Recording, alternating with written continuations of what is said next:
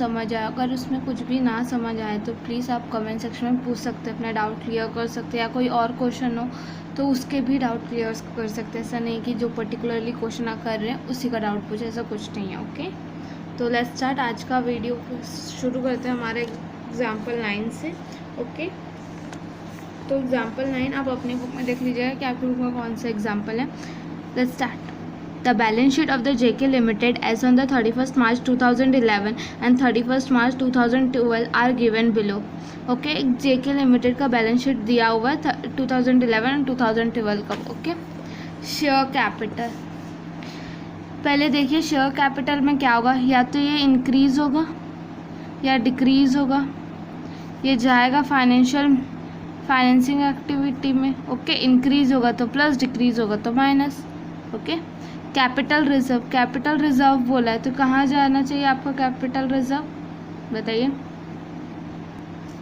Capital reserve का मतलब होता है आपने कोई प्रॉफिट कमाया, कहीं से प्रॉफिट कमाया, उसको कैपिटल रिजर्व में डाल दिया वो पैसा। ओके, तो इसका अगर हमें कुछ एडजस्टमेंट दिया होगा तो देखेंगे, वरना देखते आगे क्या करना है इसका। ओके, ऑब्वियसली दिया होगा क्योंकि हम कहीं का पैसा हमें प्रॉफिट मिला होता है, उसको हम कैपिटल रिजर्व में डालते हैं। ओके, जनरल रिजर्व ये हमारा ऑपरेटिंग में आएगा। ओके, ट्रांसफर टू आएगा।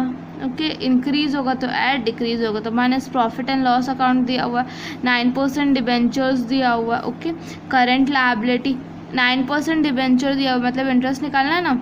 ओके, अभी तो निकालना है, एडजस्टमेंट में देखेंगे क्या करना है। करंट लायबिलिटीज़ दिया हुआ, प्रपोज डिविडेंड दिया हुआ। प्रपोज डिविडेंड मतलब ये करंट ईयर तो हमारा चला जाएगा प्रॉफिट में, ऐड हो जाएगा प्रॉफिट में, और प्रीवियस ईयर फाइनेंसिंग एक्टिविटी में ऐड होगा डिविडेंड पेड के नाम से। प्रोविजन फॉर टैक्स दिया हुआ है, अगर अभी पता नहीं अगर टैक्स का कुछ और एडजस्टमेंट दिया हो तब देखेंगे। ऐसे में तो ये हमारा इन करेंट ईयर मीन्स ये हमारा प्रॉफिट में आ जाएगा as a provision for tax, and ये इनकम टैक्स पेड मान लिया जाएगा। अनपेड डिविडेंड मतलब 18,000 हमने अनपेड किया, मतलब प्रपोज डिविडेंड में से 144 था जिसमें से हमने 18 पेड नहीं किया, तो 144 माइनस 18 हो जाएगा। फिक्स्ड एसेट्स दिया हुआ है। फिक्स्ड एसेट्स क्या होता है हमारा, या तो ये परचेज होगा, सेल होगा या डेप्रिसिएशन होगा, तीनों होगा। जाएगा कहाँ पे, इन्वेस्टिंग में जाएगा। लेस डेप्रिसिएशन दिया हुआ है। ओके, नेट फिक्स्ड एसेट्स दिया हुआ है, इन दोनों को माइनस करके डायरेक्ट नेट फिक्स्ड एसेट दिया हुआ है। इन्वेस्टमेंट दिया हुआ है, कैश दिया हुआ है, ये तो हमारा आंसर हो जाएगा। अदर करेंट एसेट्स दिया हुआ है, प्रिलिमिनरी एक्सपेंसेस दिया हुआ है। ओके, इन्वेस्टमेंट में जाएगा, अदर करंट एसेट ऑपरेटिंग में आएगा, प्रिलिमिनरी एक्सपेंसेस ऑपरेटिंग में आएगा। ओके, एक चीज़ याद रखिएगा, अगर सिंपल बैलेंस शीट में 2 चीज़ दिया हुआ है तो ठीक है, आपको टेबल अलग से फॉर्मेट बनाने की ज़रूरत नहीं। अगर कोई भी चीज़ का मान लीजिए इन्वेस्टमेंट दिया हुआ और इसका एक और एडजस्टमेंट में लाइन नहीं, या एक और चीज़ 3 चीज़ हो गई है, तो ज़रूर और ज़रूर आप फॉर्मेट बनाइएगा। ओके, लेट्स सी, देखते हैं यहाँ क्या है। During the year 2011 fixed asset with a book value 2,40,000, accumulated depreciation was 84 and sold at 1,20,000। Okay, तो हम देखते हैं इसका क्या हो रहा है। During the year book value थी 2,40,000 रुपये, माइनस एक्यूमुलेटेड डेप्रिसिएशन था 84,000, 1,56,000 था। ओके, माइनस 1,20,000 मीन्स 36,000 का हमें लॉस हो गया। प्रोवाइडेड डेप्रिसिएशन हमें इतना देना 4,20,000 का। Some investments are sold at profit 40 and the profit was credited to capital reserve. Investment का प्रॉफिट था जो कि क्या कर दिया, कैपिटल रिजर्व में हमने वो कर दिया, क्रेडिट किया कैपिटल रिजर्व को। तो जब हम इन्वेस्टमेंट बनाएंगे, सी यहाँ पे एक एक्स्ट्रा आ गया, 2 था इन्वेस्टमेंट पे, तीसरा आ गया, तो अब हमें इसके लिए फॉर्मेट बनाना पड़ेगा। ठीक है, तो यहाँ बैलेंस ब्रॉट डाउन आ जाएगा, यहाँ कैरिड डाउन आ जाएगा। ओके, यहाँ टू कैपिटल रिजर्व आ जाएगा, ये 48,000 आ जाएगा। फिर जो बैलेंस रहेगा बाय बैंक हो जाएगा, balancing figure as a investing sold में आ जाएगा। ओके, हम अभी पूरा अच्छे से बनाएंगे. Okay.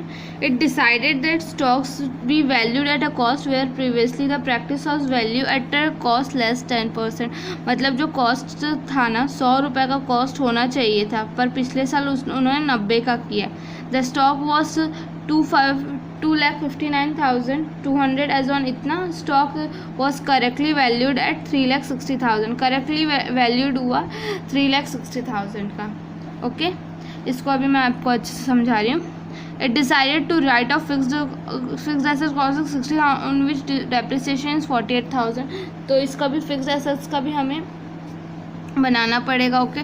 Debentures are redeemed at 105. Okay. यहाँ पे एक चीज़, ओके,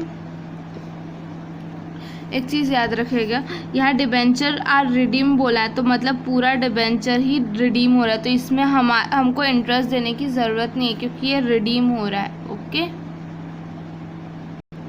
बाकी सब तो समझ आ गया होगा, ये एक पॉइंट आपको ना समझ आया हो. ओके. अब देखते हैं. It decide that stock be valued at cost. Decide किया गया कि स्टॉक को वैल्यू करेंगे एट कॉस्ट पे. But whereas previously the practice was the value of stock at cost less 10%. जो वैल्यू का स्टॉक की वैल्यू की गई थी वो 90% में की गई थी. ओके. फॉर एग्जांपल अगर हमारा कॉस्ट 100 का है, ओके, हमने सोचा 100 में करेंगे, पर पिछले साल उन्होंने 90 का किया था, जिसकी वजह से आया था 2,59,200. ओके. जब और फिर 2012 में इसको करेक्ट किया गया. ओके. तो इसका मतलब ये है, यहाँ पे ये देखिए,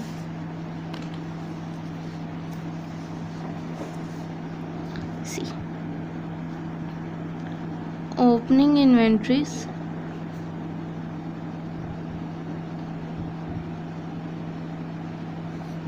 opening inventories is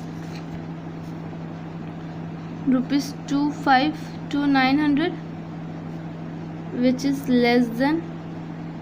is 10% less. That means 90%. Okay.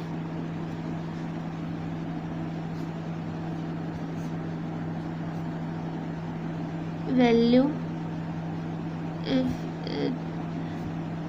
at 100%, तो ये आ जाएगा 259,200 डिवाइडेड बाय 90 इंटू 100. क्योंकि हमें 90 का दिया हुआ निकालना, हमें 100 का है, तो ये आ जाएगा हमारा 2,88,000. ओके.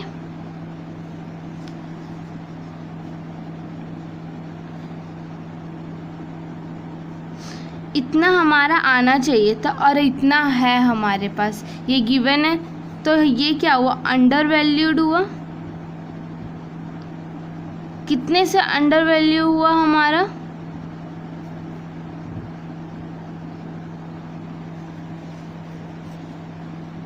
₹28,000. ओके.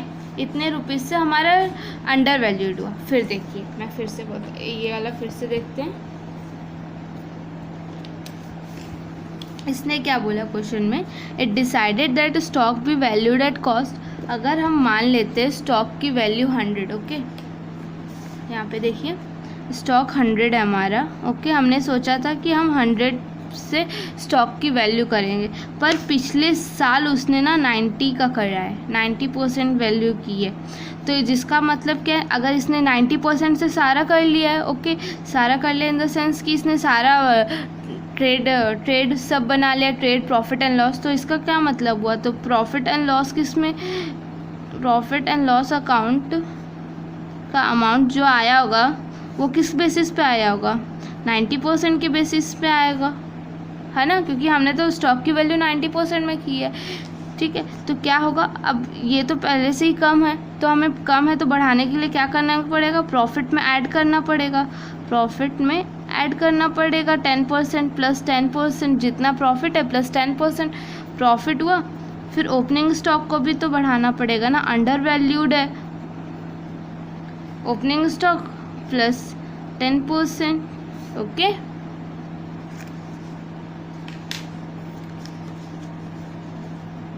तो देयरफॉर, इसको मत लिखिएगा, ये बस समझाने को, यहाँ से लिखिएगा. Therefore opening balance of other current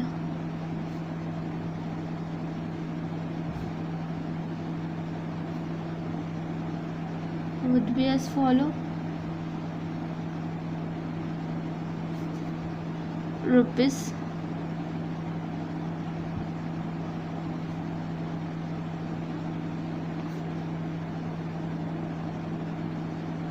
ये देखिए यहाँ पे अदर करंट एसेट्स लिखा हुआ है। हमने अदर करंट एसेट यहाँ क्यों लिखा? क्योंकि यहाँ क्या बोला, इंक्लूडिंग अदर करंट एसेट में इंक्लूड है हमारा स्टॉक, इसलिए ओके। क्योंकि ओपनिंग बैलेंस भी चेंज होगा ना, रिवैल्यूएशन करना पड़ेगा। Revaluation inventory will increase, opening inventory किससे होगा? इतने से होगा, क्योंकि हमारा ना ओपनिंग बैलेंस 90% का, हमें 10% 100% पे करना है, क्योंकि ये जो वैल्यू है वो तो 100 पे ही है ओके। क्योंकि उसने क्या बोला, stock as 300 was correctly valued okay, correctly valued हुई है।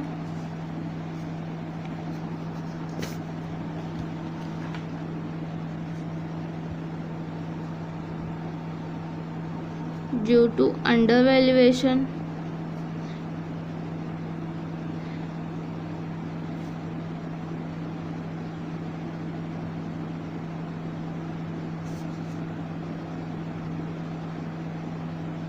the opening balance of P&L account be increased by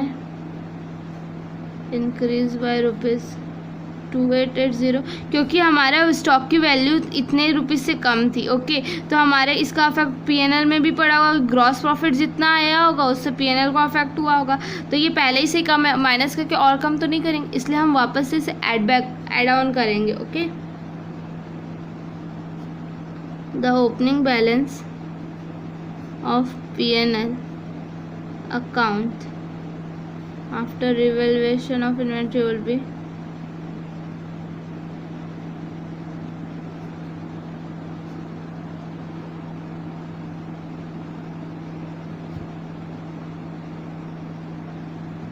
देखिए ओपनिंग बैलेंस में दिया हुआ है, ओपनिंग बैलेंस में ही अफेक्ट होगा हमारा, क्योंकि क्योंकि इसने ना ओपनिंग बैलेंस में ही वो किया था, कम किया था प्रीवियसली, मतलब प्रीवियसली हुआ है तो उसका क्लोजिंग स्टॉक नेक्स्ट ईयर का हमारा ओपनिंग स्टॉक बन जाएगा, इसलिए ओपनिंग बैलेंस में अफेक्ट कर रहा है हमारा। तो ओपनिंग बैलेंस है प्रॉफिट का 288 ओके, तो इसको ऐड ऑन कर लेंगे 288 प्लस 28800 ओके। तो ये अमाउंट आ जाएगा 316800 ओके।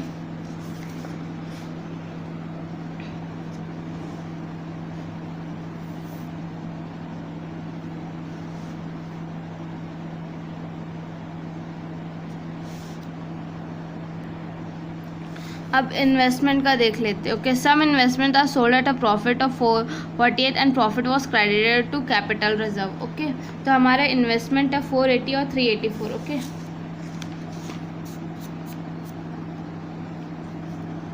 इन्वेस्टमेंट अकाउंट ये हमारा फर्स्ट था, ये हमारा सेकंड है ओके। इन्वेस्टमेंट अकाउंट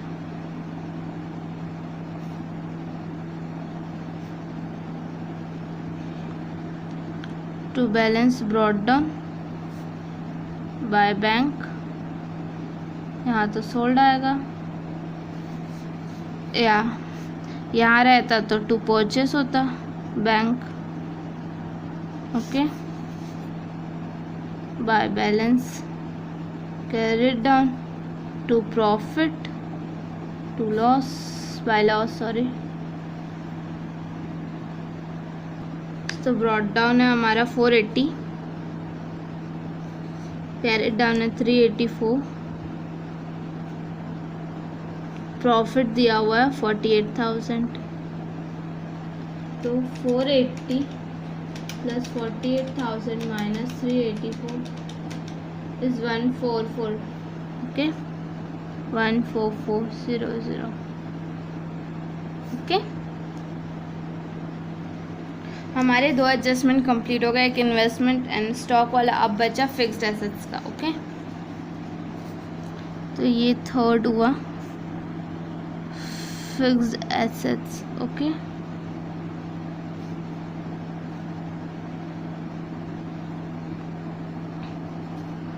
यहाँ आएगा to balance brought down. Okay, to balance brought down कितना हमारा 27 नेट फिक्स्ड एसेट है, 2736 एंड 3168। ओके, 2736 और by balance carried down 3168। Okay, यहाँ आ जाएगा by cash, by sales, by loss on sale. अब ना जहाँ पे भी पैसा मिले ना तो बैंक ही लिखिएगा, कैश मत लिखिएगा। Okay, bye loss on cell, bye depreciation.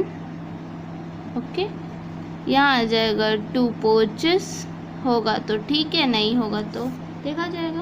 Okay, देखते हैं पहला क्या है। During the year 2011 fixed asset with book value 2,40,000 accumulated 84। Accumulated depreciation दिया हुआ है, तो मतलब डेप्रिसिएशन दिया हुआ, उसकी कॉस्ट भी दी हुई है मशीन की 2,40,000 माइनस 84,000, तो आया हम लोग का 1,56,000 होता है वो फिक्स्ड एसेट की वैल्यू। बट उसने बेचा 1,20,000, मीन्स 36,000 हमें लॉस हो गया। तो लॉस हो गया 36,000 और उसने बेचा है 1,20,000 में। Okay, provided 4,20,000 as a depreciation. उसने बोला कि 4,20,000 डेप्रिसिएशन लगा दीजिए, हमने लगा दिया। ओके, अब यहाँ पे बोला it decided to return off fixed asset costing 60,000 on which depreciation amounting 48,000। मतलब राइट ऑफ करना, ख़त्म करना, जो 60,000 का फिक्स्ड एसेट्स था उसको ख़त्म करना, जिसका डेप्रिसिएशन लगना था 48,000 को। तो कितने का राइट ऑफ होगा हमारा 48,000, मीन्स 12,000 का राइट ऑफ करना हमें बाय एसेट्स, रिटर्न ऑफ करना 12,000 का। ओके, ऑब्वियसली ये साइड बड़ी दिख रही है तो चेक कर लेते हैं। परचेस ही आएगा 3,168,000 प्लस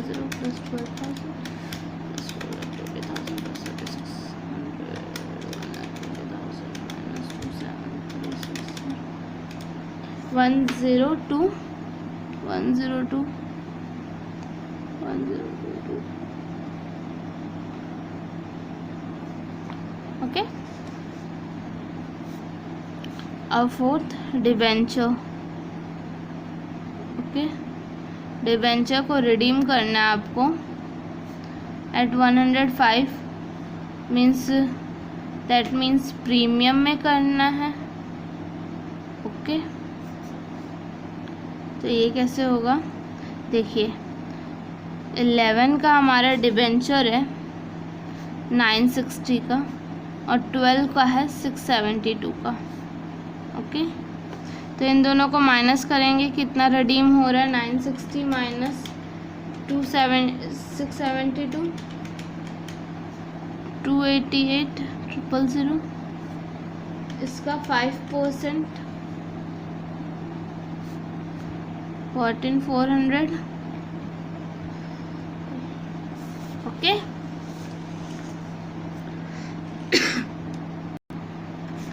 ठीक है, ये तो हमारा आएगा प्रीमियम ऑन रिडम्पशन।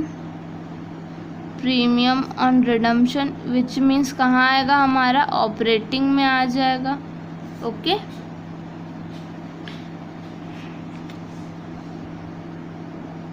अब आएगा हमें रिडम्पशन, टोटल रिडम्पशन निकालना पड़ेगा। कितना आ रहा है हमारा था 288 का था डिबेंचर रिडीम करना, प्लस प्रीमियम में हम दे रहे हैं, तो हमें कितने का लॉस होने वाला है, हमें 3,02,400 का हमें लॉस होने वाला है, क्योंकि हमें इतना पैसा देना है। Okay,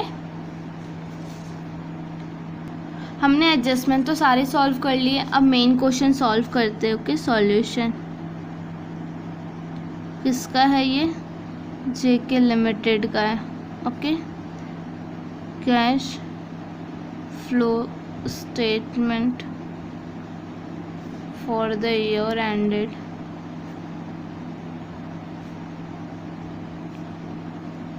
31st March 2012। Okay, particular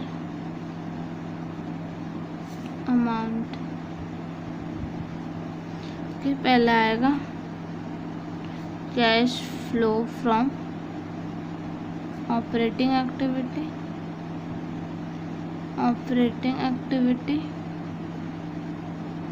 okay, तो क्या आएगा? पहले प्रॉफिट आएगा, क्योंकि हमारा तो प्रॉफिट इंक्रीज हुआ था।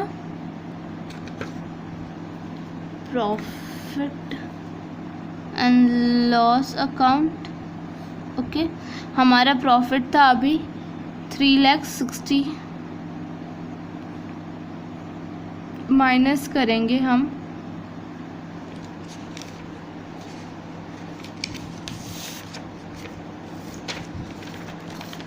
हमने ये अमाउंट निकाला है 3168। ओके, वो अमाउंट माइनस करेंगे डायरेक्ट, क्योंकि हमने यहाँ पे ऐड करने की ज़रूरत नहीं है, हमने निकाल के रखा है 316,800।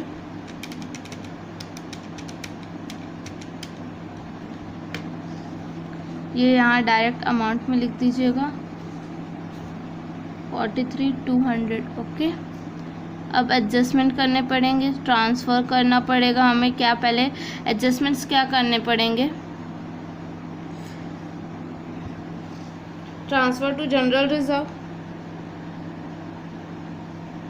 Transfer to general reserve. कितना जनरल रिजर्व हमारा ट्रांसफ़र हो रहा है? Transfer 816 minus 960 is 144,000। ओके, फिर हो रहा है प्रपोज डिविडेंड।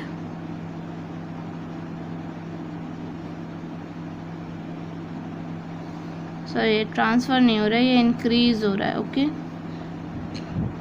प्रपोज डिविडेंड हमारा कहाँ है?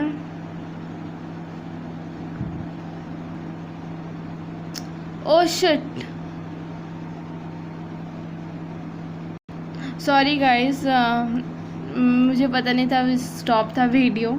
ओके, यहाँ पे देख लीजिए, हमने लिखा है depreciation provision for tax.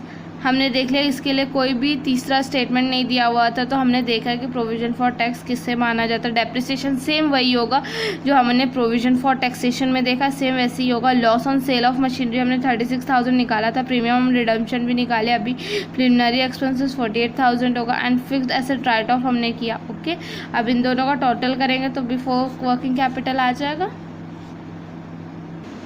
Before working capital 43,200 plus ये, तो आगे बिफोर वर्किंग कैपिटल। ओके, अब निकालना है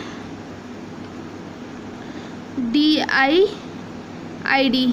ओके, ये ऐड होता है, ये लेस होते हैं। Okay, CACL CACL। ओके, हमें इंक्रीज इन करंट लायबिलिटी दिया हुआ है बस, और वो इंक्रीज हो रहा है 576 plus sorry minus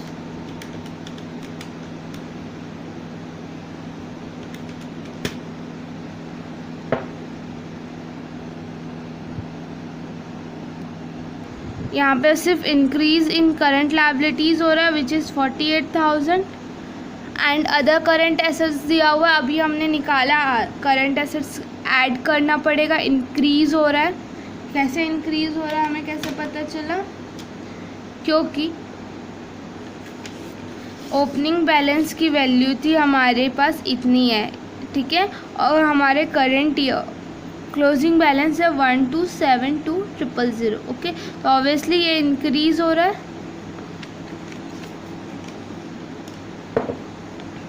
increase in current assets कितने इंक्रीज हो रहे हैं देख लेते हैं।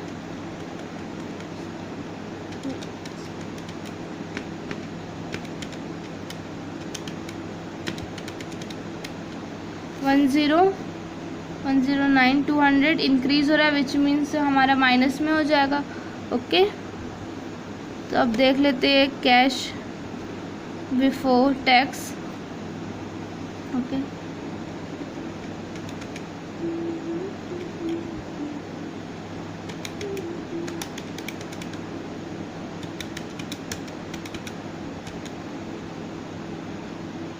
तो ये आ रहा है 1238,400। ओके, अब हम माइनस कर देंगे टैक्स पेड। टैक्स पेड हमारा टैक्स पेड है 432,000। ये आ रहा है 806,400। Okay, net cash flow from operating activity. Okay,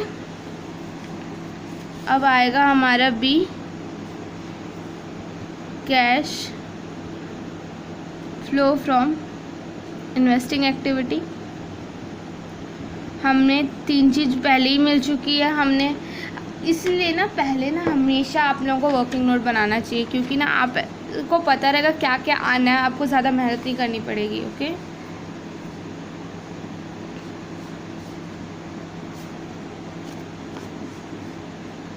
देखिए यहाँ पे आ जाएगा डायरेक्ट आपके पास सेल ऑफ इन्वेस्टमेंट 144,000। ओके, यहाँ पे परचेज आ जाएगा आपको पास 102।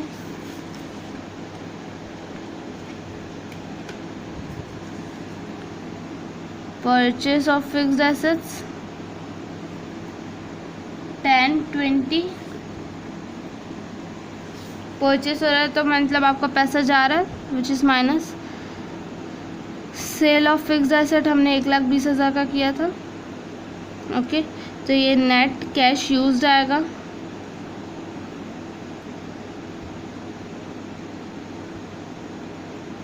एक्टिविटी ये आएगा 756,000। Okay,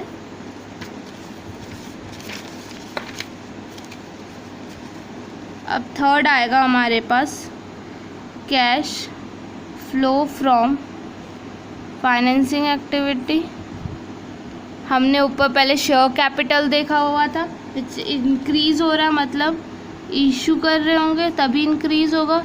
issue of share capital कितना है, पहले 111,440 minus 1920 which means 4,80,000।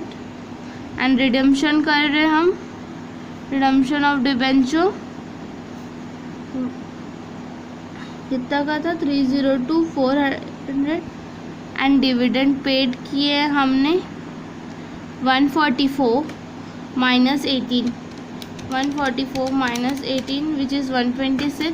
Dividend paid 18 क्यों माइनस किए, क्योंकि हमें अनपेड था 18 गिवन है हमारे बैलेंस शीट में, तो ये को 126। ओके, पेड है मतलब हमारा पैसा जा रहा है, रिडम्पशन है पैसा जा रहा है। ओके, तो ये टोटल हो जाएगा net cash flow from financing activity कितना आएगा 51,600। ओके, तो net cash, net increase in cash and cash equivalent, तो ये क्या हो जाएगा 1 + 2 + 3 कितना आएगा हमारा, पहले था 8,06,400 8,06,400 minus 7,56,000 plus 51,600 which is 102,000 add करेंगे opening cash and cash equivalent कितना दिया हुआ है 210 प्लस 21,000 312 आ गया। क्लोजिंग कैश आ गया 312,000 ओके, तो यहाँ पे हमारा क्वेश्चन कंप्लीट होता है। ओके, हमेशा ना पहले एडिशनल जो भी एडजस्टमेंट रहते हैं उन्हें सॉल्व कीजिएगा। उन्हें सॉल्व करने के बाद ना आपका आधा से ज़्यादा क्वेश्चन तो बन ही जाता है, उसी में ज़्यादा फिर मेहनत नहीं करनी पड़ती, जल्दी फटाफट बन जाता है। ओके, एंड दूसरी बात कि आपको इसमें से कुछ भी ना समझ आए तो प्लीज़ आप कमेंट सेक्शन में ज़रूर बताएं। ओके, और जो भी क्वेश्चन ना समझ आए वो भी बताएं। Okay, thank you so much.